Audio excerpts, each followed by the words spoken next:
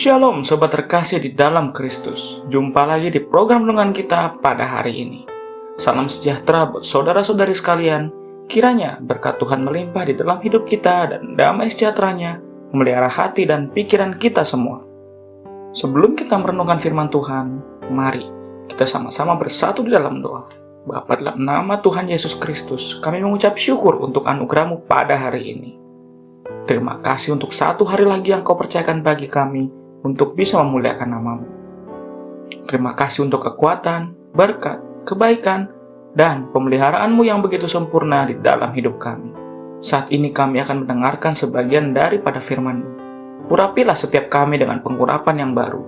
Jamalah hati kami dan penuhi kami dengan segala hikmat, pengertian yang daripada-Mu, sehingga kami dapat mengerti dan memahami akan kebenaran firman-Mu.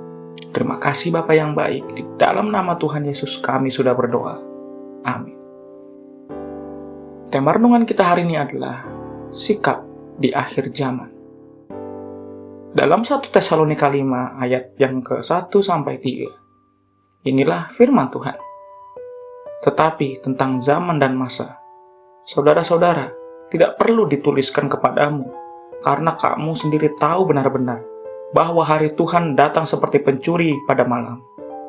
Apabila mereka mengatakan semuanya damai dan aman, maka tiba-tiba mereka ditimpa oleh kebinasaan, seperti seorang perempuan yang hamil ditimpa oleh sakit bersalin. Mereka pasti tidak akan luput. Saudara yang terkasih, tidak bisa dipungkiri bahwa saat ini kita berada di zaman akhir, di mana kita sebagai orang Kristen sedang menanti-nantikan saat di mana kita akan berkumpul kembali di surga dengan Tuhan Yesus. Apalagi dengan situasi dan keadaan dunia pada hari ini yang menggenapi semua tanda akhir zaman yang dinubuatkan oleh Tuhan Yesus sendiri di Matius 24. Bahkan di kalangan Kristen pun telah muncul sebuah gerakan yang berfokus kepada akhir zaman, di mana mereka meneliti, mempelajari, dan menganalisa situasi dan perkembangan dunia saat ini untuk mengetahui waktu dan posisi kita saat ini di peta zaman. Dan tidak bisa kita pungkiri juga kalau hal ini menyebabkan perselisihan di antara gereja Tuhan. Secara garis besar ada dua pandangan tentang akhir zaman ini, di mana yang pertama percaya bahwa hari itu tidak ada seorang pun yang tahu. Yesus pun tidak mengetahuinya dan hanya Bapa yang tahu. Seperti dalam Matius 24 ayat 36. Tetapi tentang hari dan saat itu tidak seorang pun yang tahu. Malaikat-malaikat di sorga tidak, dan anak pun tidak, hanya Bapa sendiri. Tetapi sebagian orang Kristen berpegang pada firman yang lain dan percaya bahwa yang dikunci oleh Tuhan itu hanyalah hari dan saatnya. Yang berarti kita tahu kira-kira kapan itu terjadi. Dalam 1 Tesalonika 5 ayat 1, 2, dan 4. Tapi tentang zaman dan masa, saudara-saudara, tidak perlu dituliskan kepadamu, karena kamu sendiri tahu benar-benar bahwa hari Tuhan datang seperti pencuri pada malam. Tetapi kamu, saudara-saudara, kamu tidak hidup dalam kegelapan, sehingga hari itu tiba-tiba mendatangi kamu seperti pencuri. Dampak dari pandangan ini akhirnya membuat seperti ada pemisah di antara anak Tuhan. Gerakan yang secara aktif dan fokus kepada perkembangan zaman akan terus memantau setiap detail perkembangan dan menganalisanya sesuai dengan Alkitab, dan ini menyebabkan timbulnya perbedaan paham yang signifikan. Sebagai salah satu contoh adalah dengan perbedaan paham mengenai vaksin. Sebagian berpendapat bahwa vaksin ini adalah tanda dari binatang yang dimaksudkan dari kitab Wahyu dan dapat menghilangkan keselamatan. Dan pandangan yang lain mengatakan ini hanyalah sebuah langkah medis untuk mengatasi pandemi yang saat ini terjadi dan berguna bagi keselamatan manusia. Lalu, bagaimana kita harus menyikapi masalah ini? Dalam 1 Tesalonika 5 ayat 4-6. Tetapi kamu, saudara-saudara, kamu tidak hidup di dalam kegelapan, sehingga hari itu tiba-tiba mendatangi kamu seperti pencuri.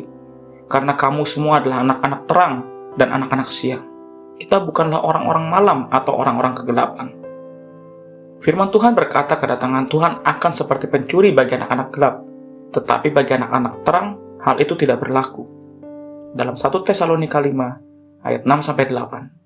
Sebab itu baiklah jangan kita tidur seperti orang-orang lain, tetapi berjaga-jaga dan sadar, sebab mereka yang tidur waktu malam, dan mereka yang mabuk waktu malam. adalah baik untuk anak-anak Tuhan untuk mengikuti perkembangan zaman, karena firman Tuhan berkata kita harus berjaga-jaga dan sadar. Tetapi fokus kita bukanlah di dalam mencari informasi saja. Informasi yang kita dapatkan itu baik untuk menyadarkan kita akan posisi kita di peta zaman ini. Tetapi yang terpenting adalah fokus dan respon kita.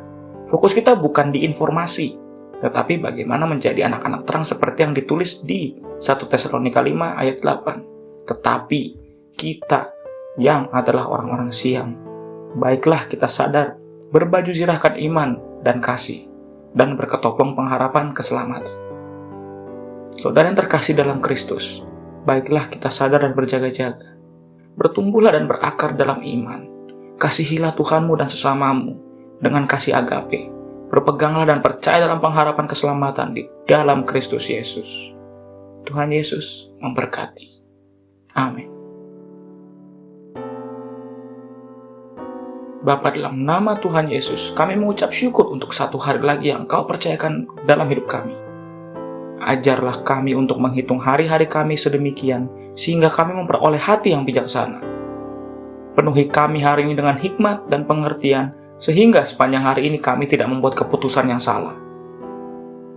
Kami percaya inilah hari di mana Engkau Roh Kudus memampukan setiap kami untuk dapat menangkap setiap kesempatan yang ada di depan kami, dan mengubahnya menjadi kemenangan besar bagi kemuliaan.